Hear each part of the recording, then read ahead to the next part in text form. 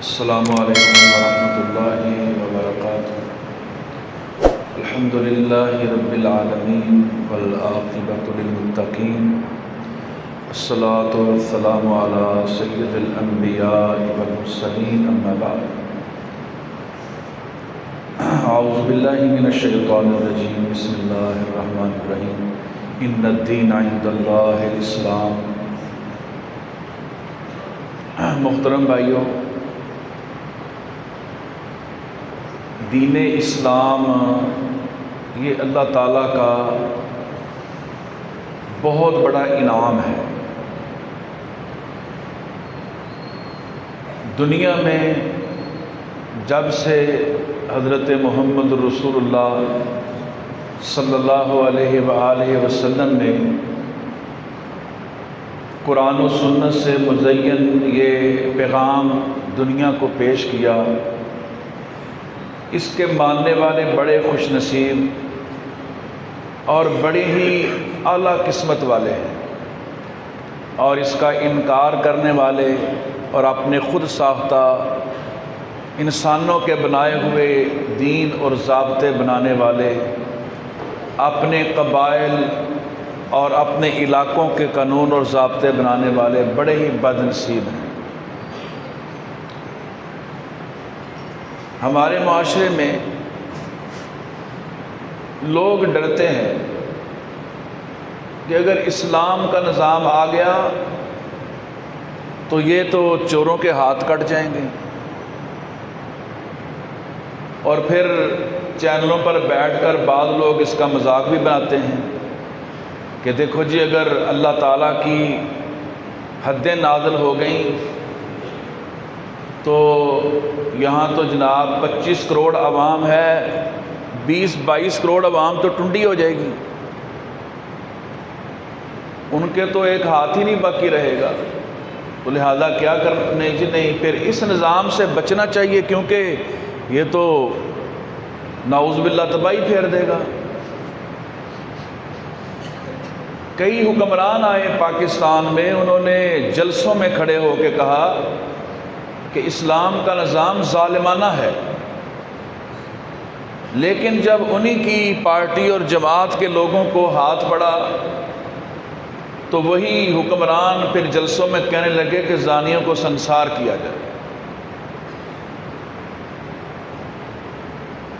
تو اسلام کا نظام بڑا عادلانہ اور بڑا منصفانہ ہے۔ جس طرح ہمارے ہاں یہاں انسانوں کے بنائے ہوئے نظام فیصلے کرتے ہیں، اس میں تو سوائے فساد کے اور کچھ بھی نہیں ہوتا۔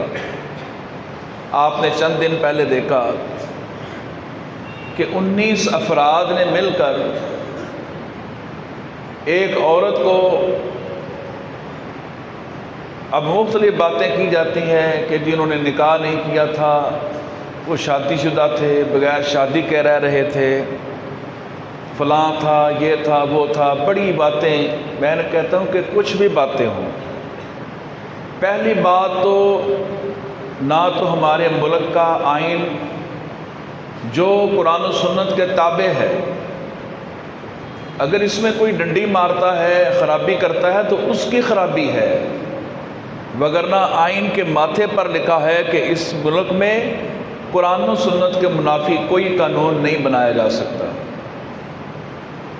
اقتدار اعلیٰ کی مالک اس ملک میں اللہ تعالیٰ کی ذات ہے، کسی کو اعلیٰ منصب حاصل نہیں ہے اس ملک کے اندر۔ تو شریعت کے اندر بھی اس بات کی اجازت نہیں ہے کہ ماورائے عدالت اور تحقیق کے کسی کا قتل کیا جائے۔ ہر طرح سے یہ ظلم اور زیادتی ہے۔ تو کوئی تحقیق نہیں اور کوئی معاملہ نہیں، اور اتنا بڑا ظلم کر دیا گیا۔ جبکہ ہم اسلام کا مزاج دیکھتے ہیں، وہ کیا ہے؟ آپ دیکھتے ہیں کہ ایک عورت خود رسول مکرم صلی اللہ علیہ وسلم کے پاس چل کے آتی ہے اور آ کر یہ کہتی ہے کہ طاہرنی یا رسول اللہ، اے اللہ کے نبی صلی اللہ علیہ وسلم مجھے پاک کر دیجیے، میں بدکاری کی مرتکب ہو گئی ہوں۔ اب نبی کریم صلی اللہ علیہ وسلم کہتے ہیں کہ جو تیرے پیٹ میں ہے جا بی بی اس کو جنم دے کے آ، یعنی اگر تجھے اس حالت میں رجم کر دیں گے، سزا دے دیں گے، تو جو تیرے پیٹ میں بچہ ہے اس کا تو کوئی جرم نہیں، اس کو سزا نہیں دی جا سکتی۔ اب اس عورت کو لمبا واقعہ ہے، سزا دی گئی، لیکن میں جو بات یہاں سے آپ کو بتلانا چاہتا ہوں یہ ہے کہ پورے ذخیرہ حدیث میں، تاریخ میں یہ واقعہ تو موجود ہے، لیکن اس عورت کے ساتھ کون شخص تھا، کون آدمی تھا جس نے بدکاری کا ارتکاب کیا تھا، اس کا کہیں نام و نشان نہیں، کہیں تذکرہ نہیں ہے۔ کتنا لحاظ ہے اسلام کے اندر، کتنی پردہ پوشی ہے۔ وہاں کسی نے سوال ہی نہیں کیا، پوچھا ہی نہیں۔ وہ جو معاشرہ نبی کریم صلی اللہ علیہ وسلم قائم کر کے جا رہے تھے، جس نے اقرار کیا اس کو سزا دے دی۔ پھر ایک اور بندہ آیا، ماعز اسلمی رضی اللہ تعالیٰ عنہ، صحابی ہے، اس نے آ کے نبی کریم صلی اللہ علیہ وسلم سے کہا کہ مجھ سے غلطی ہو گئی ہے، میں یہ ارتکاب کر بیٹھا ہوں جو نہیں کرنا چاہیے تھا۔ تو آپ نے کہا کہ اس کا منہ سونگو، اس نے نشہ تو نہیں کیا ہوا، یہ کیا کہہ رہا ہے، کیسی باتیں کر رہا ہے، یعنی اس پر بھی تحقیق شروع کر دی کہ یہ کوئی نشے کی حالت میں اتنی بڑی بات تو نہیں کہہ رہا۔ پھر ایک اور بندے کو پکڑ کے لایا گیا کہ اس کو تو ہم نے ننگے ہاتھوں پکڑا ہے،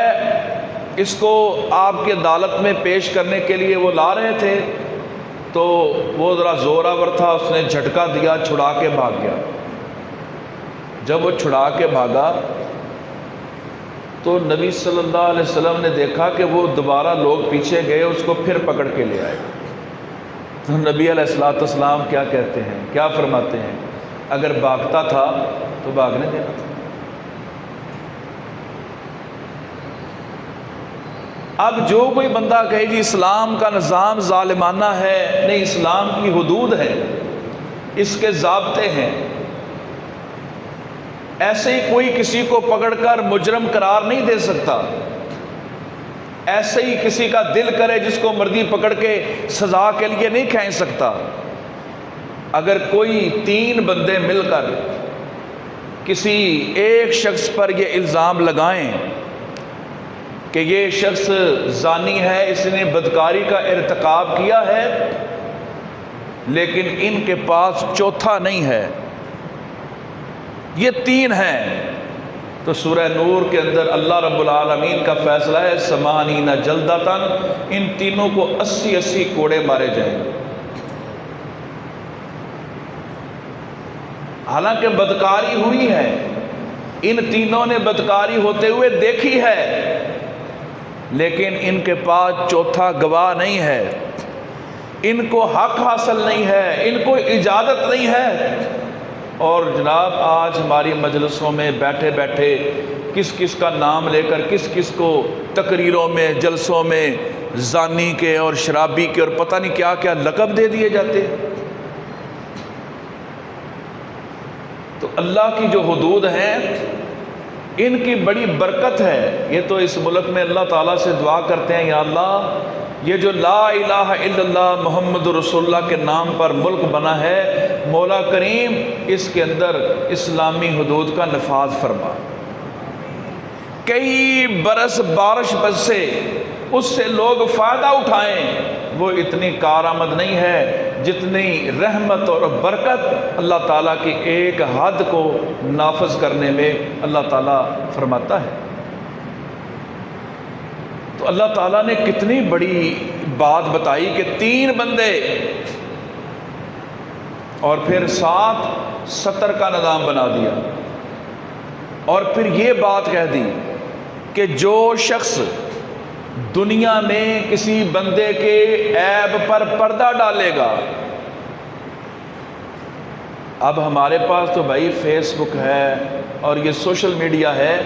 خبر ملنے کی دیر ہے، بندہ کہتا ہے میں سب سے پہلے اس کو نشر کروں گا۔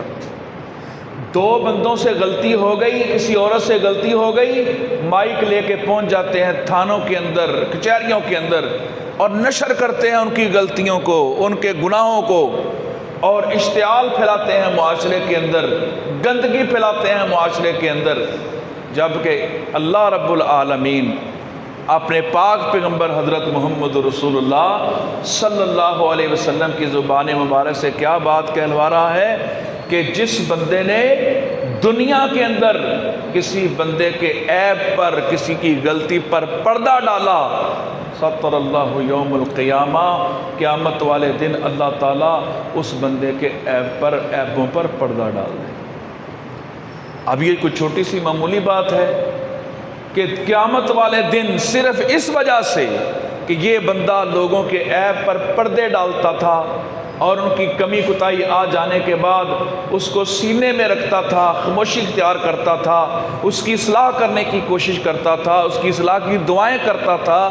اس وجہ سے اللہ تعالیٰ نے قیامت والے دن اسے محفوظ فرما دیا، تو نے دنیا میں میرے بندے کا پردہ نہیں کھولا، میں قیامت والے دن اللہ کہتا ہے آج تیرا پردہ نہیں کھولا۔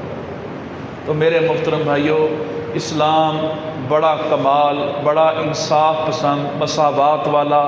رحمت والا، برکتوں والا دین ہے، ہمیں اس کے اوپر چلنا چاہیے۔ اگر ہم اس کے اوپر چلیں گے، یقین جانیے یہ جو خرافات ہیں، یہ جو فسادات ہیں، یہ ظلم ہیں، یہ کبھی اس زمین پر نہیں ہو سکتے۔ اسلام ضمانت دیتا ہے اس بات کی کہ اگر اس کو اس دنیا میں رائج کیا جائے تو ظلم کے یہ سارے نظام ختم ہو سکتے ہیں۔ اللہ تعالیٰ اپنی ساری زمین پر اپنے دین کو قائم کرنے کی